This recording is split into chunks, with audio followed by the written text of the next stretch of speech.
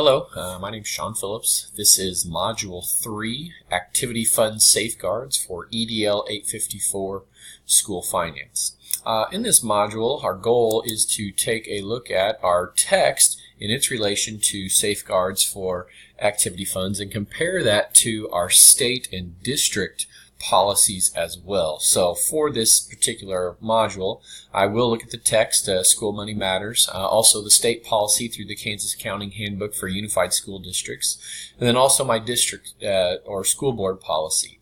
Our school does adopt the KSDE guidelines for any bookkeeping measure, so a lot of what we have enacted follow within that, as well as some other discussion related to school board policy. And what we're going to look at today are 6 different areas of concentration as it goes towards activity fund regulation, and those are guidelines for spending of school activity funds. Second, the characteristics of a sound internal control system. Third, the 3 different types of internal control. 4, some basic general controls for a school accounting system. 5th, some controls for cash receipts. And 6th, the different controls that are involved for distributing the cash through these activity funds. So the first area again would be the guidelines for spending school activity funds.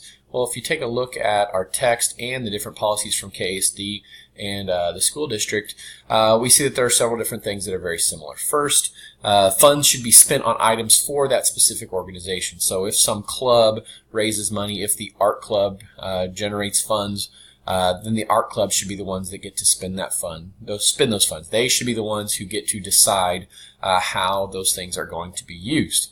Other similarities involved that there are sound budgetary practices. So however you go about bookkeeping, those types of things should all be done with sound practice, not anything that is maybe a little different. Some differences that you see in there. In our text, I didn't notice any talk about indebtedness. In the KSDE handout that we looked at, it talked about how you cannot spend beyond what the means of those accounts are. There's also no mention in our state statutes there about raising money from the entire student body. It tends to typically focus on specific individual groups or programs. And we know that those programs should be spent on themselves since they raise that money, but what about if it's an entire school? I'm sure the general spirit of the guidelines there is that if the whole school raised it, then like our text says, that the whole school, money should be spent on the whole school. The KSDE and our school policy doesn't mention anything about prohibiting fundraising activities that might endanger students. As an administrator, I think that would be a good policy to have, and I would say that this is maybe like an unwritten policy that we have in our district. Obviously, we don't want to do anything to endanger our students, but it would definitely be something that you would look for any activity that might be dangerous, and we would try to avoid that. Also, in our text, it mentions about you want to try to spend the money on students while they're in school, not save it over for when they're gone. I haven't seen this policy in there as well, and I know our school does not have that policy. Sometimes it just gets transferred from one group to another. I do think that this is a good policy, especially if you have large sums of money. I know we do on occasion with large sums of money at our school, like if the student council has a huge amount left over, not student council, if a class, like the freshman class, as they go through and raise money and clear through their senior year, at the end of their senior year, if they have a lot of monies left, then a lot of times they will donate it to the school or do some project for the school to finish out that year. The second thing are the different characteristics that make up a sound internal control system. In this section of the book is something that I don't think is really addressed. It's kind of like spelling out the needs or guidelines for determining what a good control system is. The KSDE in school talks about what they use, but not necessarily the spirit of how they divided them or devised them. There are similarities in that both say that there is a need for internal controls, but the KSDE and school board really don't mention anything about these controls and defining if they are reasonable. Is it an action that makes sense? Is it something that's been instilled in a timely manner? Is it something that's really going to be a good control system? Or is this thing going to really be something that's going to be beneficial for students or staff, or is it going to be overbearing? So we don't see that very much through the school in KSDE. There are 3 different types of internal control, and we do see in all of them that there are preventative controls, things like requiring approvals before you can actually do any purchasing. And that's something that I see in my district. We have to get it approved through our principals. There are detective controls, and those are things like when principals take a look at the financial statements and make sure that there are no errors or mistakes that were made in those purchases or any deposits or anything like that, or cash dispersals. And those are things that I think that we see in our school as well. I know that our principals do review a lot of their bank statements to make sure everything's on the up and up there. And then there are corrective controls. If there is some type of issue, I do know that KSDE wants that to be reported to the superintendent, because you want to keep superintendent involved in all of those things, and that would be an example of a corrective control that would be supported through our text as well. Something that I didn't notice in our text as much, but you do see in KSDE, is the idea that sometimes districts can be very large, and sometimes you have to kind of allocate or delegate some of those supervisory duties. So in a really large school, it might be difficult for just one principal to approve everything, so assistant principals might be involved in that process. KSDE in our school also has a district officer that is in charge of dealing with money, whether it's finance, district finance or treasurer. They're going to be the person that enforces a lot of these controls, so they're going to be looking over things as well, not just a principal. The 4th thing that we need to talk about here are just basic general controls in an accounting system. So some things that need to be done all the time, just administrative duties, is every month we need to review our bank statements and make sure that everything adds up. Okay, and that needs to be reconciled quickly. Don't let it drag out, because if you go from month to month and things get out of whack over one month, and that can cause big time issues going on into the future. Other important things are to have separate duties involved. You don't want to have one person that's in charge of everything, because that can lead to issues where that person may make poor decisions because they have control over everything. By having more than one person, you create kind of checks and balances to keep everyone in lockstep with what proper procedures are.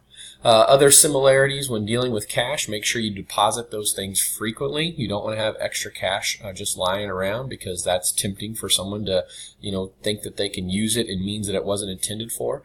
Again, separating those duties when it comes to cash is good, because that's, again, just those checks and balances. It's also good practice to lock up things that aren't being used.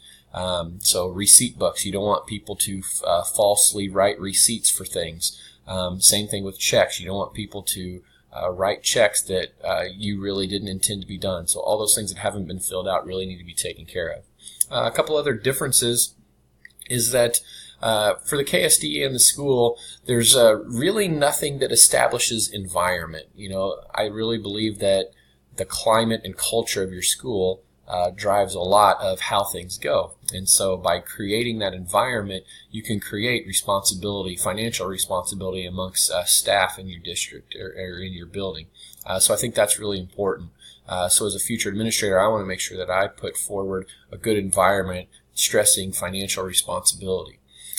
There's also no mention from the KSDE or my school for when something happens, when a staff member leaves that's been involved in finances.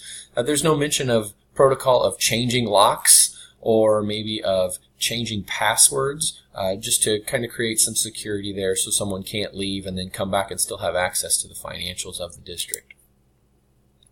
The 5th thing then that we talked about are different controls for the cash receipts. So after we write receipts to individuals for giving us money, once we get that money, it's important that we deposit that cash quickly. Again, it's important to separate our duties. The people collecting money shouldn't be the people that deposit the money.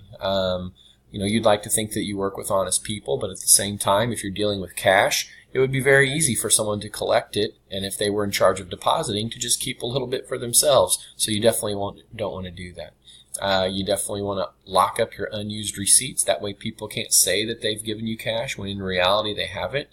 And then you want to have multiple people, again, monitoring. You don't want the person that's doing the depositing also being the person that's evaluating and reconciling that bank statement, because then they could move things around and make things appear that they're different than what they really are.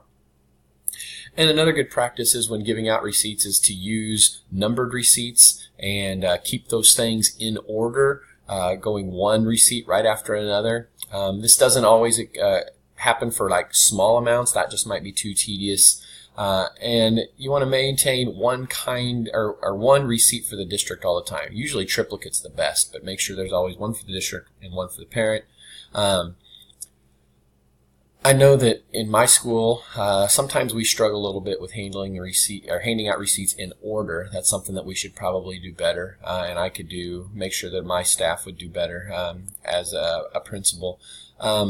We don't always in our district work on the teachers or sponsor keeping receipt. It's usually just the parent and district themselves. So sometimes it might be good to have a third copy in case there would ever be a discrepancy there.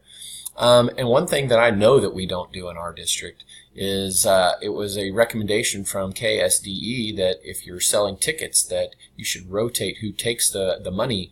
We have a lady that's done it for years, and she does work with someone else, which is policy that's suggested by KSDE as well.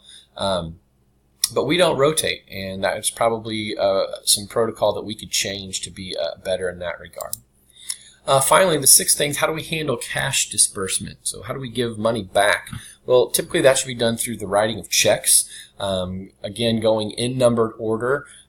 Something that has already been numbered and requires multiple signatures. I know that our school does that. We have multiple signatures, and that's something that's just good practice there.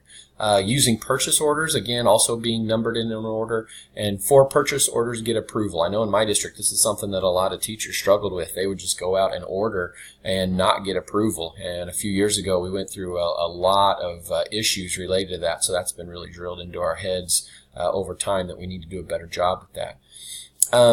And then another similarity between all of them is making sure that you reconcile all your accounts all the time to get a true balance for what you have. And then also another similarity would be using computerized systems. By using the computer, it keeps track of things better. It avoids human error. It also allows you to void things a little bit better, which is a difference between things. I know in the KSDE and my district, there's really no policy for voiding. You just kind of void it. But now with the computerized system, you can go back and void in there. And so you don't necessarily have to worry about tearing out the signatures and things that were suggested in our reading. Something that I hadn't thought of, but I think is good practice and something I should do as an administrator is making sure that when you mail bills and things like that, that it happens from locked boxes or post office. You don't want to have things just sitting out in mailboxes. And, sometimes we have delivery people that take things to the post office for our school. So that could be a potential situation where you have the person that's trusted that puts it in an envelope, but then it changes hands, and then a third person then would be someone that mails it. So that would be something I think that we could change. And another thing is that KSD suggests having spending limits on accounts. I didn't see anything like that in our text. I think that's a good idea because those big ticket items cause big issues with your budget. And as a future administrator, I think that might be good to say, hey, anything over this amount, we are going to have to really think if that's something that we want to do or not. And something that's also different is I don't really see anything in all of our reading about having multiple purchase orders. Our text suggests it. But I know as a district, we have one electronic copy and then we're asked to make a copy. That's not necessarily good practice that we're doing it all the time. So, anyway, these are some of the things regarding activity accounts that I think that we should be thinking about, and good quality practices in order to make sure that as an administrator that you are sound financially and keep your school in good financial standing. So, thank you.